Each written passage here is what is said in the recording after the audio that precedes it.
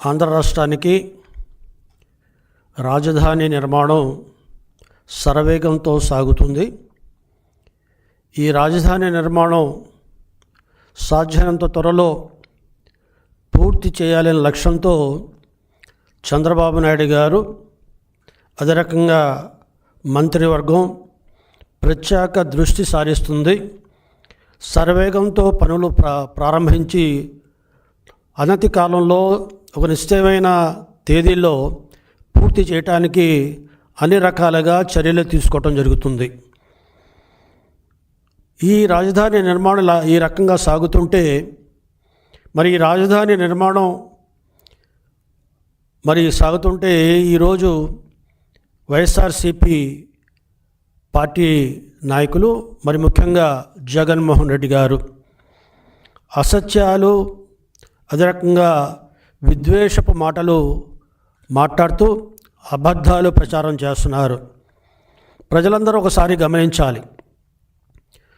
ఏదైతే ప్రతిపక్షం ఈనాడు ఉందో, ప్రజలు ఈ ప్రతిపక్షాన్ని కనీసం ప్రతిపక్ష స్థాయి కూడా లేకుండా 151 స్థానాలతో గెలిచిన పార్టీ మరి ఈనాడు 11 స్థానాలకే పరిమితమైందంటే ఎందుకు పరిమితమైందనేది ఒకసారి సింహాలోకనం చేసుకునే పరిస్థితిలో కూడా వైఎస్ఆర్సీపీ పార్టీ ఉన్నట్టు కనబట్టలేదు. ఈరోజు 12 సంవత్సరాలు అంటే ఒక పుష్కర కాలం పూర్తయింది.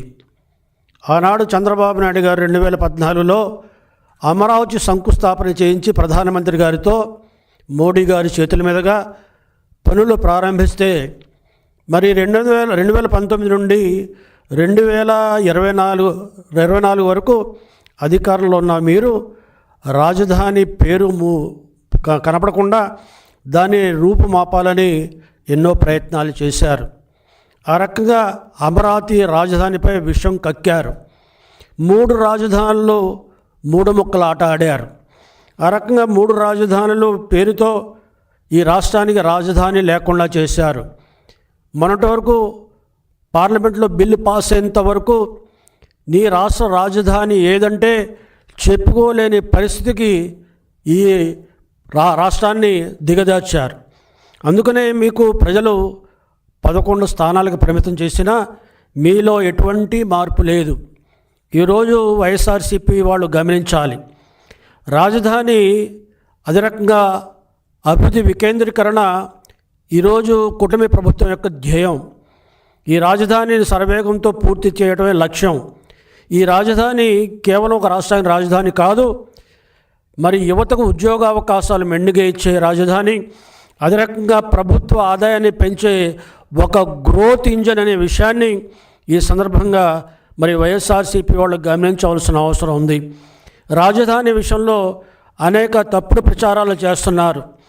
రాజధాని మరి నిర్మాణానికి ఎక్కువ డబ్బులు ఖర్చు పెడుతున్నారంటున్నారు. అదే రకంగా పార్లమెంటు మరి ఏదైతే కొత్త భవనం నిర్మించారో దానికి 1200 కోట్ల రూపాయలు ఖర్చు అయితే ఈనాడు వైఎస్ జగన్మోహన్ రెడ్డి గారు 970 కోట్లు మాత్రమే ఖర్చు చేయని అంటున్నారు. అంటే అక్కడ ఖర్చు జరిగిన దానికంటే తక్కువ చూపెట్టి దానితో ఆంధ్ర రాష్ట్రాన్ని పోల్చే ప్రయత్నం చేస్తున్నారు.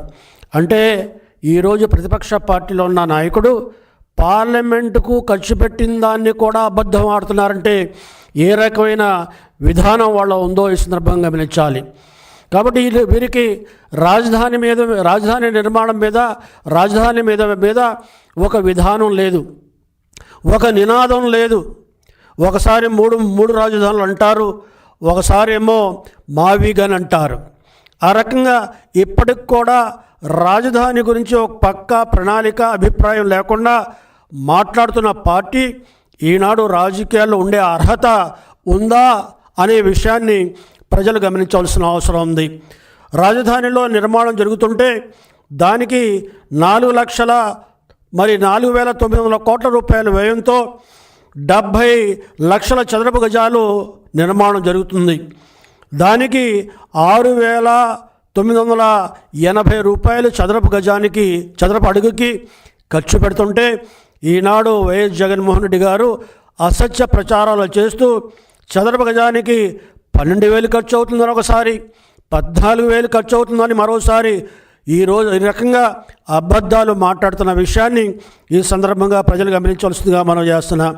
అంతేకాదు ఆయన ఏదైతే మరి పర్మనెంట్గా రాజుగా రాజధికారాన్ని వెలగబోస్తాను, నేనే మరి శాశ్వత ముఖ్యమంత్రిని ఆలోచనతో ఆనాడు ప్రజాధనం సుమారుగా 700 కోట్ల రూపాయలు మరి ధనాన్ని దుర్వినియోగం చేసి ఋషికొండ మీద ఏదైతే నిర్మాణం చేపట్టారో ఆ నిర్మాణం గురించి కూడా ఒకసారి ఆలోచించవలసిన అవసరం ఉంది.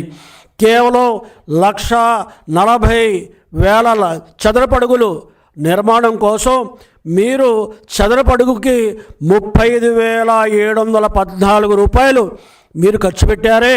మరి నివాసానికి ఒక రాజా భోగాన్ని అనుభవించడానికి మీరు ఖర్చు పెట్టిన డబ్బు చదరపు అడుగుకి 35,714 రూపాయలు. ఈనాడు ప్రజా రాజధాని కోసం మేము నిర్మించడానికి ఈ ప్రభుత్వం చిత్తశుద్ధితో ప్రయత్నం చేస్తూ దానికోసం 6,980 మరి 9,980 రూపాయలు చదరపు అడుగు ఖర్చు పెడుతుంటే మీకు దేనికి అభ్యంతరం అని ఈ సందర్భంగా మరి వారిని ప్రశ్నిస్తున్నాను. మరి ఈనాడు తెలంగాణ కూడా ఒక సెక్రటరియట్ నిర్మించుకున్నారు, అధునాతనమైన సెక్రటరీ నిర్మించుకున్నారు. 2021-22లో పూర్తి చేసుకున్నారు. వారు మరి సుమారుగా 10 లక్షల అడుగుల నిర్మాణం చేపట్టి సెక్రటరియట్ నిర్మించుకుంటే దానికి 6,500 రూపాయలు 6,500 రూపాయలు చదువు అడుగుకి ఖర్చు పెట్టిన విషయాన్ని కూడా ఈ సందర్భంగా గమనించాలి.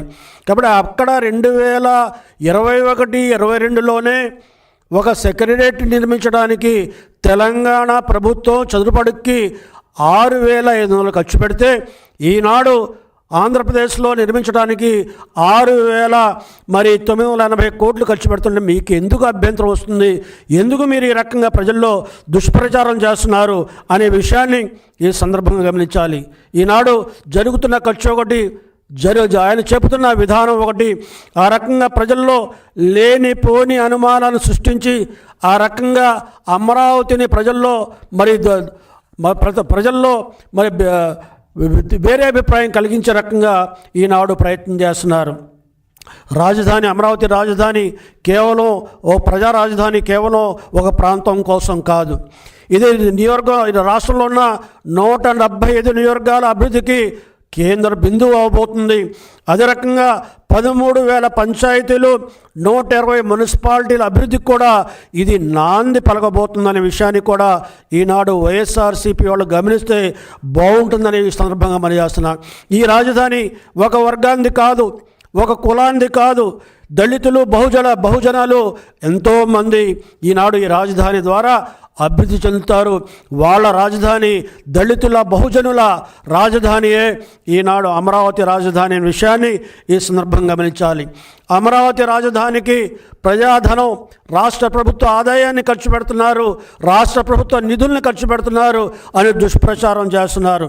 ఈనాడు రైతులు ఇచ్చిన భూముల విలువ ఏదైతే ఈనాడు మరి రిజర్వ్ ఉందో, భూముల రిజర్వ్ ఉందో దాని విలువ 3 లక్షల కోట్ల రూపాయలు.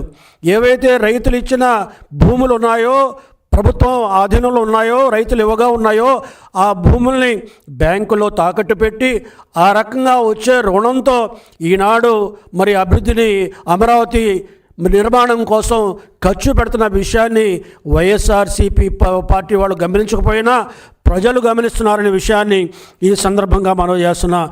ఏదైతే అప్పు చేశామో ఆ అప్పు బ్యాంకు రుణాన్ని వడ్డీతో సహా ఏవైతే ఈనాడు భూమి రిజర్వ్గా ఉందో మరి సుమారుగా 5,000 ఎకరాల కంటే ఎక్కువగా ఈనాడు మరి ప్రభుత్వ ఆధీనంలో ఉందో అవి భవిష్యత్తులో అమ్మి ఈ రుణాలు తీర్చే అవకాశం ఉంటుందని ఈ సందర్భంగా మనవి చేస్తున్నాను.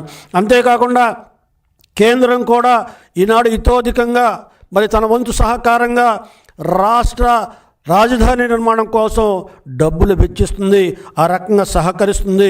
కాబట్టి ఈరోజు కళ్ళబుల్లి మాటలు చెప్పి ప్రజల్ని తప్పుదారి పట్టించే ప్రయత్నాన్ని ఇప్పటికైనా మానుకోవాలి. రాజధాని కోసం ఈరోజు కూటమి ప్రభుత్వానికి ఒక నిలకడమైన అభిప్రాయం ఉంది, ఒక స్థిరమైన విధానం ఉంది.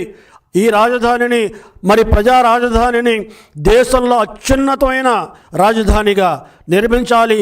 దాని ద్వారా వచ్చే ఆదాయంతో ప్రజల అభ్యున్నతికి సంక్షేమానికి ఖర్చు పెట్టాలనేది ఈనాడు మరి ఈ కూటమి ప్రభుత్వం యొక్క ధ్యేయం అనే విషయాన్ని కూడా ఈ సందర్భంగా మనవి చేస్తూ, తెలంగాణలో ఉన్న ఏదైతే హైదరాబాద్ రాజధాని ఉందో ఆ రాజధానికి వస్తున్న 70% నిధులని, ఆ రాజధాని ద్వారా వస్తున్న 70% నిధులని అక్కడ నియోజకవర్గాల వారీగా, గ్రామాల వర్గాల వారీగా, మున్సిపాలిటీ వర్గాల వారీగా వాటి అభివృద్ధి కోసం ఖర్చు చేస్తున్న విషయాన్ని కూడా ప్రజలు గమనించాలి.